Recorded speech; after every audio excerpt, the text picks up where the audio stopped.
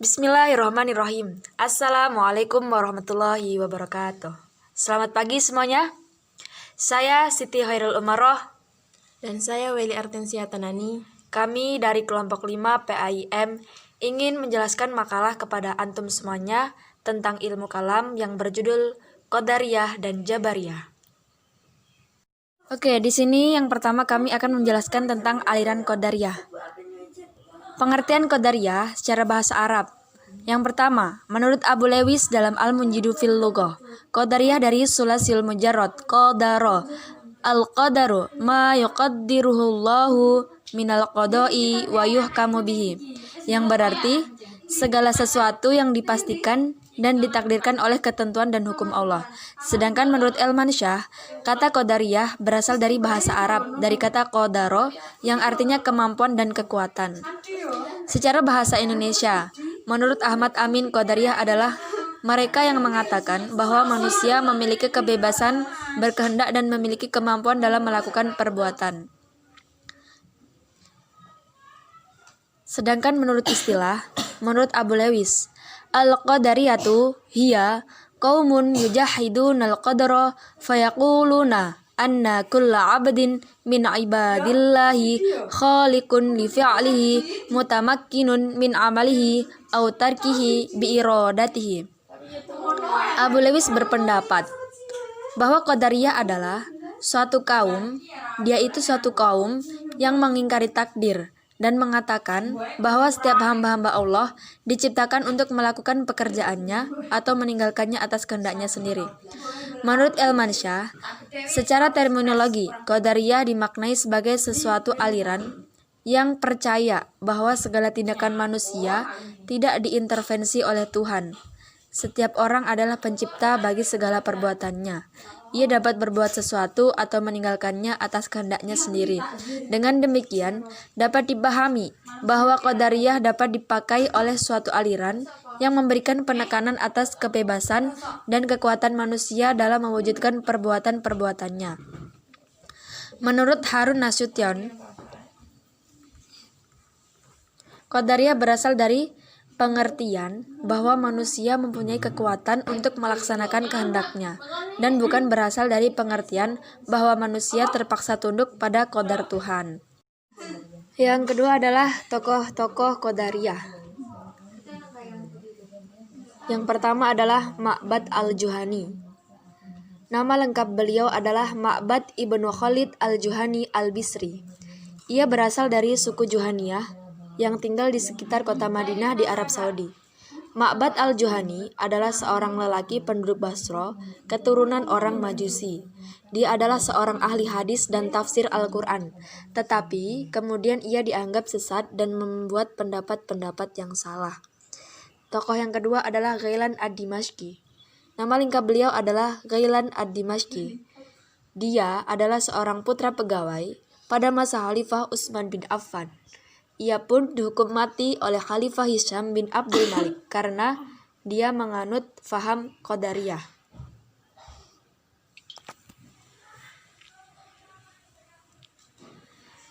Selanjutnya adalah pemikiran kalam Qadariyah. Qadariyah pada dasarnya menyatakan bahwa segala tingkah laku manusia itu dilakukan atas kehendaknya sendiri. Manusia mempunyai kewenangan untuk melakukan segala perbuatannya sendiri. Dan yang kedua, barang siapa yang mengerjakan dosa, maka sesungguhnya ia mengerjakannya untuk dirinya sendiri. Jadi kalau ada seseorang, dia mengerjakan dosa, berarti dosa itu buat dirinya sendiri. Yang kedua yaitu aliran Jabariyah. Pengertian Jabariyah secara bahasa yaitu bahasa Arab.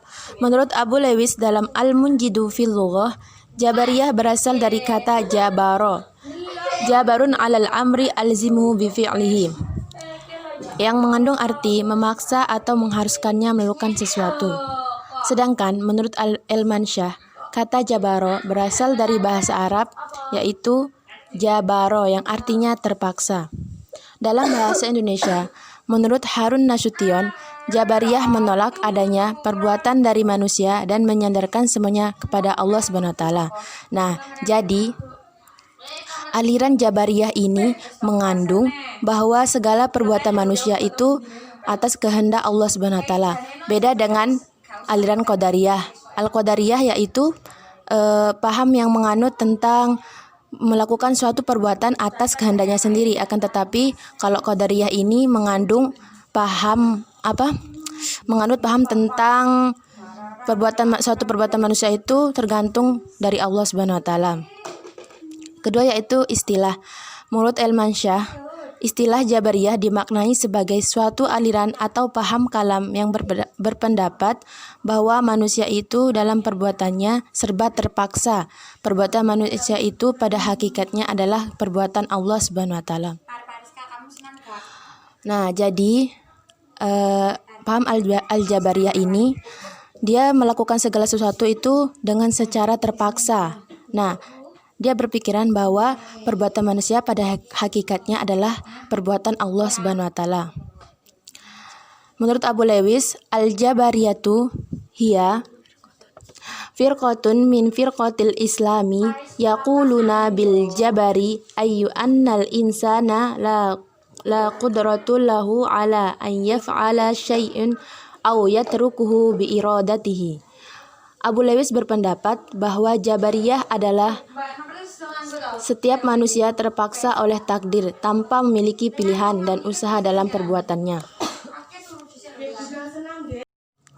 Jadi, kesimpulan pemakalah Jabariyah dimaknai sebagai suatu aliran paham kalam yang berpendapat bahwa manusia itu dalam perbuatannya serba terpaksa. Perbuatan manusia pada hakikatnya adalah perbuatan Allah Subhanahu wa taala. Tokoh-tokoh Al-Jabariyah. Yang pertama yakni Ja'ad bin Dirham. Nama lengkap beliau adalah Al-Ja'ad bin Dirham. Pendapat dari Ibnu Katsir yang mengatakan bahwa Ja'ad bin Dirham berasal dari Khurasan, Persia.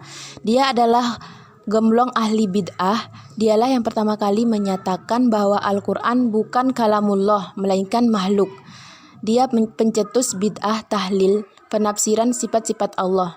Dia adalah guru Jaham bin Sofwan, yang padanya dinisabkan sebuah kelompok menyesatkan, Jahmiyah.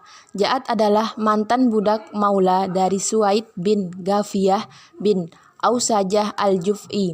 Sebagaimana dituturkan oleh Al-Sam'ani, Al-Zabidi, dan Ibnu Atsir, Al-Ja'ad bin Dirham adalah seorang guru dari dinasti Umayyah, khalifah terakhir Marwan, dan gambaran sebagai Dahri dan Zin. Nah, jadi Ja'ad bin Dirham ini adalah gemblong ahli bid'ah. Dialah yang pertama kali menyatakan bahwa Al-Quran bukan kalamullah, melainkan makhluk. Nah, jadi Al-Quran itu adalah makhluk.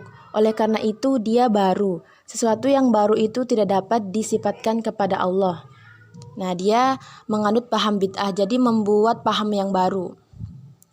Selanjutnya yaitu Husain bin Muhammad An-Najjar. Nama lengkap beliau adalah Abu Abdillah Husain bin Muhammad An-Najjar. Ia hidup di masa Khalifah Al-Ma'mun bin Harun Ar-Rasyid sejak 198 Hijriah hingga 218 Hijriah. Ia adalah murid dari seorang guru ulama Mu'tazilah bernama Bashar al-Marisi, dan An-Najjar pada awalnya adalah tokoh Mu'tazilah yang paling banyak menggunakan rasio. Para pengikutnya dikenal dengan sebutan An-Najjariyah atau Husainiyah. An-Najjar termasuk penganut Jabariyah moderat. Pemikirannya terkadang dekat dengan Mu'tazilah. Jaham bin Safwan. Nama lengkap beliau adalah Jaham bin Safwan. Ia dilahirkan di Kufiyah, tapi menetap di Khurasan di Tirmidh. Tahun lahirnya tidak diketahui, tetapi mungkin ia lahir di abad pertama. Dia belajar di bawah asuhan Al-Ja'ad bin Dirham, seorang sekretarian dari Harrah Suriah. Ia adalah seorang teolog Islam yang kontroversial yang melekat dirinya dengan Harith bin Suraij, seorang pemberontak di Khurasan menjelang akhir periode Umayyah, dan dihukum mati di tahun 128 Hijriah oleh Salim bin Ahwaz. Pemikiran kalam Jabariyah. Menurut analisa Lailatul Maskhurah, Jabariyah dapat dikelompokkan menjadi dua, yaitu ekstrim dan moderat. Jabariyah ekstrim diawali oleh Jahan bin Safwan, sedangkan Jabariyah moderat diwakili oleh Husain bin Muhammad al-Najjar. Di antara pendapat-pendapat Jabariyah, Najariyah adalah yang pertama, yaitu pendapat dengan Mu'tazilah yang menolak adanya sifat baginya.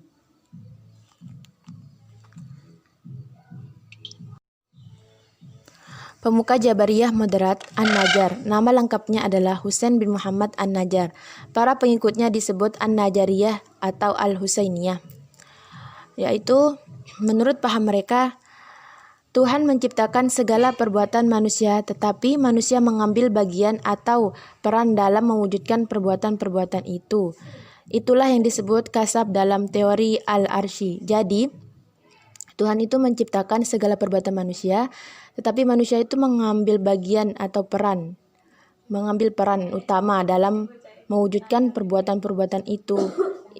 Nah, habis itu selanjutnya, Tuhan tidak dapat dilihat di akhirat, akan tetapi ia menyatakan bahwa Tuhan dapat saja memindahkan potensi hati pada mata sehingga manusia dapat melihat Tuhan. Ja'ad bin Dirham adalah seorang maulana Bani Hakim tinggal di Damaskus. Al-Quran itu adalah makhluk. Oleh karena itu dia baru. Sesuatu yang baru tidak dapat disifatkan kepada Allah. Allah tidak mempunyai sifat yang serupa dengan makhluk seperti berbicara, melihat, dan mendengar. Manusia terpaksa oleh Allah dalam segala-galanya. Nah, jadi yang pertama yaitu Al-Quran itu adalah makhluk. Nah, jadi pemikiran Ja'ad bin Dirham ini, Al-Quran itu adalah makhluk, seolah-olah Al-Quran itu adalah makhluk hidup. Nah, jadi dia ini menganut paham bid'ah, yaitu paham baru. Oleh karena itu, paham ini sangat melenceng sebenarnya. Nah, dan selanjutnya, Jaham bin Safwan. Nama lengkapnya adalah Abu Mahrus Jaham bin Safwan. Dengan menganut pahamnya yaitu manusia tidak mampu untuk berbuat apa-apa. Ia tidak mempunyai daya, tidak mempunyai kehendak sendiri, dan tidak mempunyai pilihan. Jadi manusia itu tidak memiliki pilihan dalam melakukan suatu perbuatan. Sedangkan pemuka Jabariyah ekstrim yaitu Jaham bin Abu Safwan. Nama lengkapnya adalah Abu Mahrus Jaham bin Safwan. Manusia tidak mampu untuk berbuat apa-apa, ia tidak mempunyai daya, tidak mempunyai kehendak sendiri, dan tidak mempunyai pilihan. Jadi manusia itu tidak memiliki pilihan dalam melakukan segala perbuatan, tidak memiliki daya. Nah, yang kedua yaitu surga dan neraka tidak kekal, tidak ada yang kekal selain Tuhan. Paham ini berpendapat bahwa surga itu tidak kekal. Padahal surga itu yang sebenarnya adalah kekal bagi orang-orang yang melakukan amal soleh suatu kebajikan. Neraka pun begitu. Nah, jadi surga, neraka, dan Allah itu kekal abadi selamanya. Oke teman-teman semuanya, jadi dari pembahasan di atas kita mempunyai kesimpulan. Dari pembahasan di atas dapat disimpulkan bahwa baik aliran Qadariyah maupun Jabariyah nampaknya memperlihatkan paham yang saling bertentangan, sekalipun mereka sama-sama berpegang teguh pada Al-Quran. Di situ Qadariyah berpendapat bahwa tiap-tiap orang adalah pencipta bagi segala perbuatannya. Ia dapat berbuat sesuatu atau meninggalkannya atas kehendaknya sendiri. Sedangkan Jabariyah menyebutkan bahwa perbuatan manusia telah ditentukan dari semula qada dan qadar Tuhan. Hal ini memperlihatkan betapa terbukanya kemungkinan terjadinya perbedaan pendapat dalam Islam. Namun, sekarang ini, pendapat mana yang lebih baik tidaklah bisa dinilai sekarang. Penilaian yang sesungguhnya akan diberikan oleh Tuhan di akhirat nanti. Penilaian baik atau tidaknya suatu pendapat dalam pandangan manusia mungkin bisa dilakukan dengan mencoba menghubungkan pendapat tersebut dengan peristiwa yang berkembang dalam sejarah. Pendapat yang baik adalah apabila ia berlaku di masyarakat dan dapat bertahan dalam kehidupan manusia. Saran untuk mahasiswa: sebagai mahasiswa, kalian harus mempelajari mana aliran yang benar dan mana aliran yang salah, karena kalian semua adalah penentu masa depan umat Islam ini. Semoga pembahasan yang sedikit ini dapat bermanfaat untuk pembaca.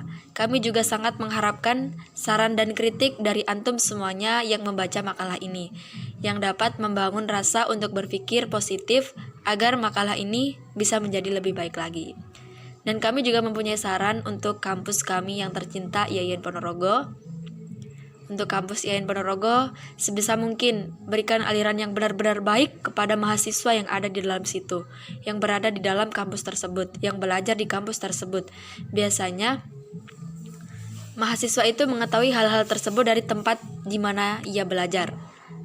Dan kami harapkan makalah ini diharapkan untuk bisa memperluas wawasan mengenai firqah-firqah dalam Islam, khususnya golongan Qadariyah dan Jabariyah. Semoga dengan adanya makalah ini, pembaca dapat memahami golongan tersebut dan kampus bisa menjadi sebaik-baik tempat untuk memperluas ilmu pengetahuan dan belajar dalam mendalami hal agama. Mungkin cukup sekian dari kami pembahasan makalah mengenai ilmu kalam al-Jabariyah dan Qadariyah. Jika ada kesalahan dalam penulisan kata atau pembahasan, kami mohon maaf yang sebesar-besarnya karena di sini kami juga masih sama-sama belajar gitu. Jazakumullahu khairan katsiran, billahi taufik wal hidayah, waridha wal inayah. Wassalamualaikum warahmatullahi wabarakatuh.